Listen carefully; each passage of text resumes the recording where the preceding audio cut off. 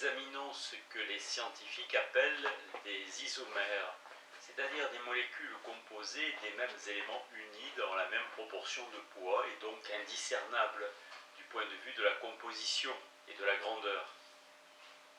Ils ont néanmoins des propriétés différentes et il doit par conséquent y avoir quelques différences internes qui en livrent la raison. Il s'est avéré qu'il s'agit d'une différence de structure, c'est-à-dire de la manière dont les mêmes éléments sont reliés. C'est ainsi que l'urée et le cyanure d'ammonium sont représentés par la même formule. Cependant, ils diffèrent chimiquement et cela s'explique par leur structure différente. Il est bien sûr impossible de supposer que le porte-bouteille de Duchamp diffère du simple porte-bouteille habituel d'une façon qui puisse être comparée en quoi que ce soit à celle dont diffèrent des isomères, ou qu'une analyse chimique minutieuse puisse démontrer en quoi réside la différence. Et puisque la classe des œuvres d'art ne constitue pas une espèce naturelle, il est difficile de supposer que l'analyse de l'art puisse être menée à bien par des moyens scientifiques. Or, le problème que présentent les ready-made a exactement la même forme que tous les problèmes philosophiques. Un problème philosophique se pose chaque fois que des objets indiscernables appartiennent en quelque sorte à des espèces philosophiques différentes. Lorsqu'il y a une différence, mais non une différence naturelle. Le cas paradigmatique d'une différence philosophique est celle entre deux mondes, dont l'un n'est qu'illusion, comme les Indiens le croyaient pour le nôtre, alors que l'autre est réel à la manière dont nous les croyons pour le nôtre.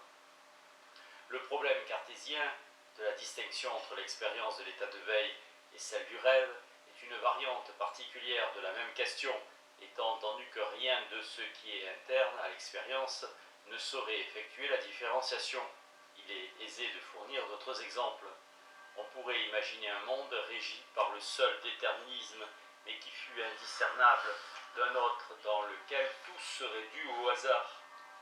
On ne saurait jamais faire la différence entre un monde dans lequel Dieu existe et un autre dans lequel il n'existe pas, puisque Dieu ne fait pas partie des choses qui sont dans le monde, contrairement à ce qu'on a pu supposer dans des religions primitives, comme celle de l'Ancien Testament. Dans l'éventualité de deux mondes exactement identiques, dont l'un serait pénétré par la présence invisible de Dieu, si Dieu était visible, il n'y aurait pas de problème philosophique. Il n'y aurait pas de problème philosophique. James conseilla de choisir le monde qui ferait une différence. Carnap aurait dit qu'un tel choix n'a pas de sens, précisément parce qu'il serait impossible de faire appel à une des observations pour réaliser une discrimination. Hume a tenté d'analyser les lois en termes d'habitude, d'attente, et en a conclu que le monde du déterminisme et celui du pur hasard ne font qu'un, dans la mesure où on ne peut proposer rien de plus que ses habitudes pour les distinguer. Selon ces termes, toute autre chose serait une distinction sans différence. Quoi qu'il en soit, il est évident que les différences philosophiques sont externes au monde qu'elles distinguent, et à un degré moindre et de manière moins difficile à aborder, c'est le cas aussi des œuvres d'art, qui ne peuvent pas être distinguées des objets réels, qui, à tout autre égard, leur ressemblent parfaitement. C'est ce problème qui s'est fait pressant en ce siècle, puisqu'auparavant les œuvres d'art avaient semblé constituer une espèce naturelle, qu'on croyait même possible d'identifier par des moyens perceptuels. L'art a révélé sa nature philosophique lorsqu'il s'est avéré que, bien qu'il y eût d'énormes différences entre la boîte Brio de Barol et le simple récipient de tampon à récurer, celle-ci ne pouvait pas être identifiée ou expliquée à l'aide de quelque chose qui fût de l'ordre d'une analyse scientifique. Il fallait plutôt une analyse philosophique, et je me targue d'avoir réalisé les étapes préliminaires d'une telle analyse dans la transfiguration du banal.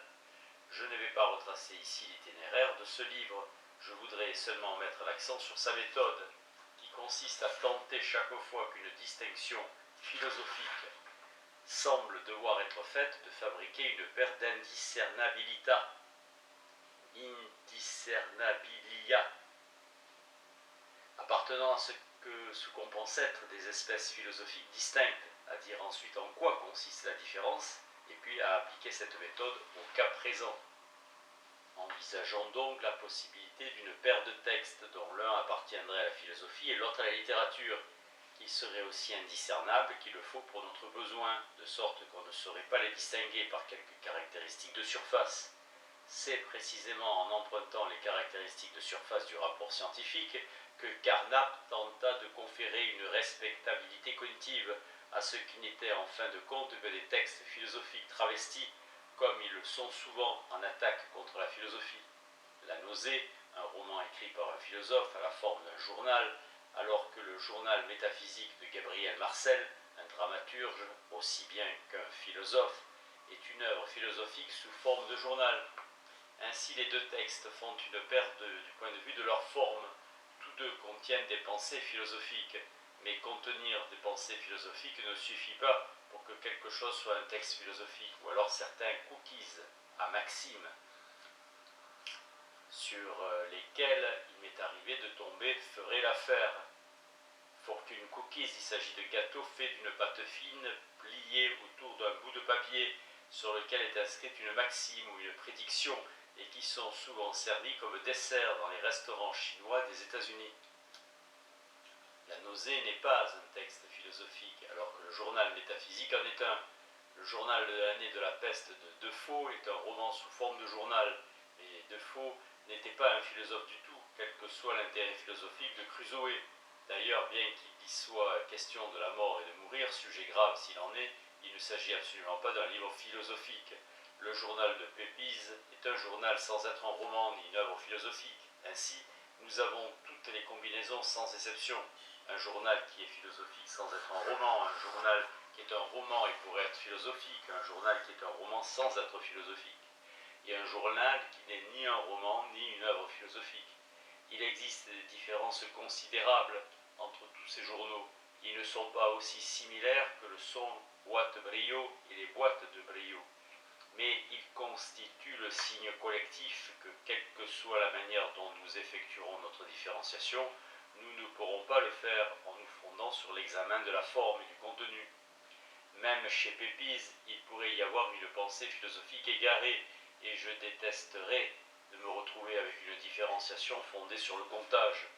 Je suis convaincu que ce qui fait qu'un texte est une œuvre philosophique, ce n'est pas la fréquence des pensées philosophiques. Un dictionnaire de citations philosophiques en contiendrait davantage que la métaphysique d'Aristote. Je voudrais élucider un dernier point avant d'en venir à des cas précis. J'ai souvent affirmé qu'on peut toujours donner une forme telle aux questions philosophiques qu'on puisse déployer une stratégie consistant dans la juxtaposition de doubles indiscernables. Cela signifie que la distinction entre la philosophie et la littérature est une question interne à la philosophie, à laquelle on ne peut pas répondre sans définir en partie ce qu'est la philosophie. Pour la littérature, il s'agit tout au plus d'une question externe, quelque chose dont les auteurs peuvent ou non se préoccuper. Qu'il s'agisse d'une question interne à la philosophie ressort du fait qu'il existe une lignée ininterrompue de philosophes, de Platon à Carnap, dont la philosophie se définit précisément par la recherche de cette distinction. Platon a, après tout, écrit des dialogues, et peut-être avait-il le sentiment pressant que quelque chose devait les différencier des drames, bien que pour la littérature, cela a été traditionnellement une question externe.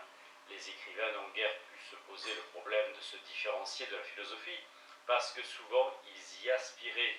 De nos jours, elle est devenue pressante pour l'art, y compris la littérature. Cela est dû au fait que l'art est arrivé si près de devenir sa propre philosophie qu'il semblait avoir besoin de l'aide de la philosophie pour ne pas perdre son identité à l'occasion de la réflexion philosophique au sujet de lui-même. La littérature aurait simplement pu se transformer en philosophie dans un acte d'auto-transcendance, acte qui demeure toujours suffisamment différent de la transformation de la philosophie en littérature, ou de la découverte qu'elle en a toujours été, ainsi que l'affirme Carnap ou Derrida par exemple, pour nous laisser avec la tâche d'élaborer quelques fondements à cette différence qui pour le moment n'est qu'un sentiment. Dans la suite de cet essai, je vais commencer à m'atteler à cette tâche. Je voudrais introduire une distinction entre les textes qui font partie de la littérature et ceux qui n'en font pas partie, en supposant que les différences portant sur les qualités littéraires ne comptent pour rien dans l'un ou l'autre sens. Certaines réflexions philosophiques peuvent être plus littéraires que certains textes relevant de la littérature, et cela ne constitue pas une différence fondamentale à mes yeux. Les textes de philosophie de Santayana, ou une dimension littéraire, ont une dimension littéraire, et il a aussi écrit un merveilleux roman. Mais il aurait été insatisfait si, en arguant des propriétés littéraires de sa prose philosophique, on avait assimilé Skepticism and Animal Phase à The Last Puritan. En considérant les deux comme de la littérature, il serait utile également de rejeter comme non pertinent le critère plus usuel qui distingue fait et fiction. La fiction peut très bien être fausse, par exemple au sens où elle peut comporter des affirmations erronées. Et personnellement, chaque fois que je rencontre un tel cas, je trouve que cela dépare l'œuvre. Un ami fait débuter son roman par une description de gens remontant en voiture la 5e avenue, qui est à sens unique, nord-sud. Je suis incapable de lire au-delà. À un homme dont le sens de la réalité est si faible, on ne peut pas nécessairement faire confiance concernant les faits psychiques plus délicats auxquels un auteur de roman est censé être fidèle. On peut trouver un cas plus grave dans une histoire de Cynthia Ozick, publiée dans le New Yorker, histoire qui de toute façon est tirée par les cheveux du point de vue psychologique, ce qui est sans doute le prix à payer si on veut lire cet auteur. Si ces personnages ont une vision fausse du monde, c'est peut-être que l'auteur a voulu ainsi. Encore faudrait-il être certain qu'elle en a une vision juste. L'histoire se déroule en Italie à l'époque du fascisme et l'auteur s'efforce de donner à ses lecteurs une idée précise de la situation historique dans laquelle elle campe son histoire d'amour improbable. La dernière partie se passe à Milan, où une certaine statue joue un rôle symbolique crucial. Il s'agit de la Pietà Rondanini de Michel-Ange, qui se trouve de fait dans le beau musée du Castello Sforzesco de Milan, où les amoureux d'Ozick déambulent la main dans la main. Il pourrait s'y promener de nos jours, mais il n'aurait pas pu le faire à l'époque à laquelle elle situe son histoire, car ce musée n'existait pas à ce moment, et jusqu'en 1953, la Pietà était en possession de la famille Sanseverino à Rome. J'ai été beaucoup plus irrité par cette inexactitude que par les affabulations plutôt inoffensives d'Alasdair Reed, dont on a fait tant de cas lorsqu'elles ont été révélées. Les éditoriaux moralisateurs du New York Times disant que ce que Reed avait fait avait un nom et s'appelait fiction. Mais la fausseté n'est pas à sa place non plus dans la fiction, et je préfère le soin des figures plausibles que le monde vrai à des figures invraisemblables dans un monde qui se donne comme vrai, mais qui est faux. À la fin de Dale Loves Sophie to Death de Rob Foreman Dew, le mari médite un mot de Mies van der Rohe. Le bon Dieu est dans les détails. Or ce mot est de Flaubert, plus fréquemment attribué à l'historien de l'art Aby Warburg. Miles a dit moins et plus. Il est tout à fait plausible que ce type nul puisse se tromper au sujet de telles choses. Et cela l'est davantage encore si l'on considère qu'il est professeur de littérature. Ainsi, bien qu'un certain soupçon subsiste que Rob Foreman Dew elle-même se soit trompée, il est du moins possible de mettre cette erreur sur le compte de l'ironie, alors que rien ne permet d'atténuer le lapsus d'Ozick. J'aurais d'ailleurs détesté son histoire, même sans cette raison ou excuse précise. Quoi qu'il en soit, la problématique du vrai et du faux ne jouera pas de rôle important dans mon analyse. Considérons donc un couple d'isomères textuels, des textes constitués d'éléments identiques, unis dans les mêmes proportions de poids, mais qui se distinguent par leurs propriétés. L'un est de la littérature, l'autre non. Essayons ensuite, en nous inspirant des impératifs de la chimie organique, de chercher une différence explicative dans leur structure. Et simplement pour atteindre des conditions de tension maximale, supposons qu'ils soient identiques à tant d'égards que les différences résiduelles qui pourraient subsister ne sauraient être sérieusement prises en compte pour rendre compte de la présence ou de l'absence de la propriété définitoire.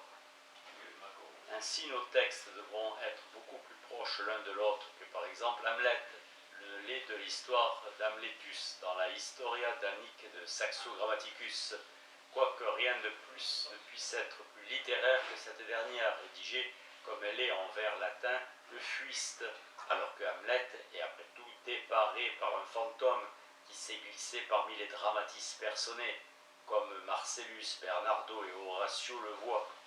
Il ne saurait s'agir simplement d'une projection de l'imagination malsaine d'un prince perdu dans ses rêves.